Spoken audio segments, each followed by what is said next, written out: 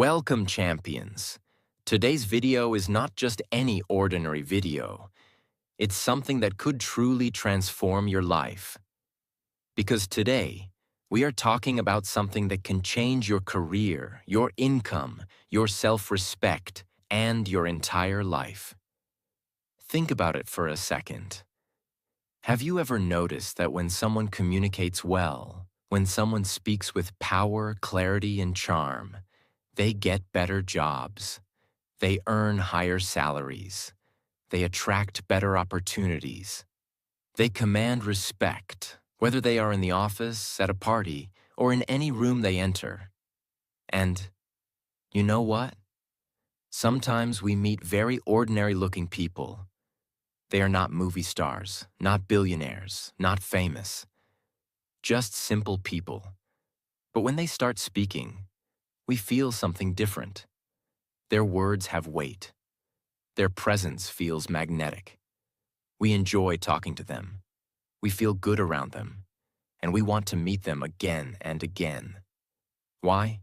Because communication is the real superpower. Communication is the real beauty. Now listen carefully. If you want to have a strong personality, a personality that people admire, respect, and remember, you must understand one golden mantra. Speak good. Speak well.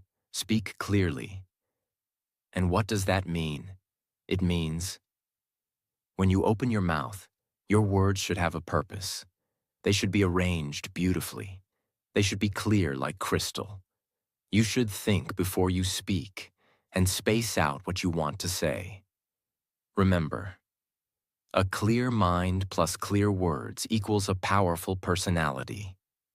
In this video, I will give you 10 solid tips that are practical, actionable, and easy to practice. These are not boring theories. These are real techniques that will bring you real results. I can promise you, if you stay with me till the end, and if you practice what I am about to share, your communication skills will change forever. 100% guarantee. And guess what? Watching this video will not only improve your communication skills, but it will also help you improve your English listening and speaking at the same time. So make sure you watch till the end. And don't forget to subscribe to our channel for more life-changing content like this. Let's begin. Let's transform. Tip 1. Say without saying. Now, this is very powerful, and very few people know about it. According to psychology, people form their first impression about you in just 7 seconds. Yes, only 7 seconds. Before you even open your mouth properly, people have already decided 70% about you. Whether you are confident, intelligent, likable, trustable, or not. How crazy is that? So what does it mean? It means you are speaking, even when you are not speaking. Your body language, your facial expression, your eye contact, your smile, your posture, your energy. Everything is already communicating a powerful message. Let me give you a powerful real-life example. Imagine 2 candidates are sitting in a job interview waiting room. Both have the same degree, same skills. One candidate is sitting slouched, looking at his phone, bored, tired. Another candidate is sitting straight, shoulders relaxed, a gentle smile on the face, calm and positive energy. Who do you think the interviewer will like more? Even before asking the first question? Of course, the second candidate. Why? Because his nonverbal communication already says, I am confident. I am professional. I respect myself and others. Your body speaks louder than your words. Here's what you should always remember. Walk into a room with confidence, even if you're scared inside. Smile naturally, not fake, but gentle and warm. Keep your back straight. It shows strength. Make eye contact. It shows honesty and connection. Avoid fidgeting or playing with your hands. It shows nervousness. Master this 7-second rule, and you will win half the battle before you even speak. Because people feel your energy first. Then they listen to your words. Tip 2. Storytelling. Now listen carefully. If you want to capture hearts, inspire minds, and stay memorable, you need to master the art of storytelling. Storytelling is the king of communication. Why? Because facts tell, but stories sell. When you tell a story, people listen naturally. People connect emotionally. People remember it for a long time. Example. Imagine you are trying to teach someone the importance of hard work. You could simply say, hard work is important. Boring. Forgettable.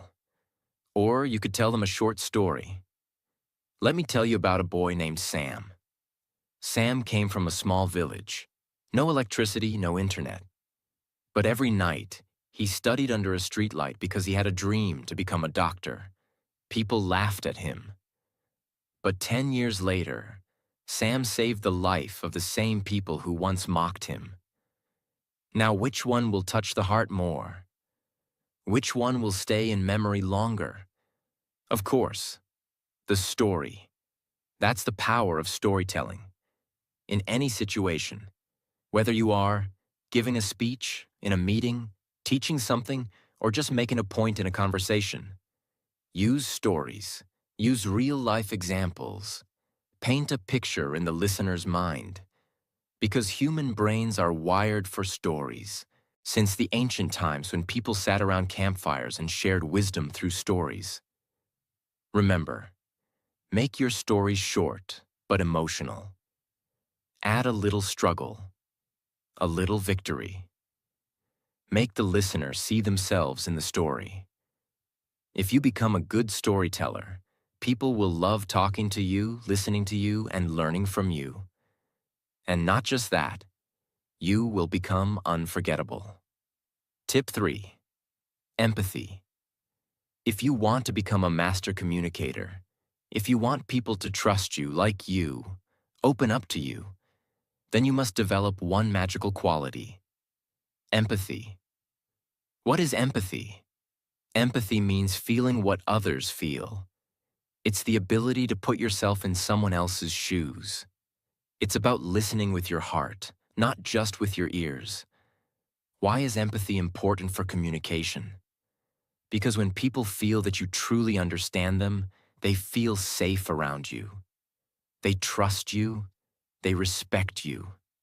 They open their heart to you. Without empathy, communication becomes dry, cold, and meaningless. Let's understand with a powerful example. Imagine you are telling your friend about a problem at work. You are stressed. You feel alone.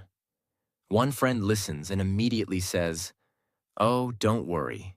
It's nothing. Just forget it." He didn't really listen. He didn't really care.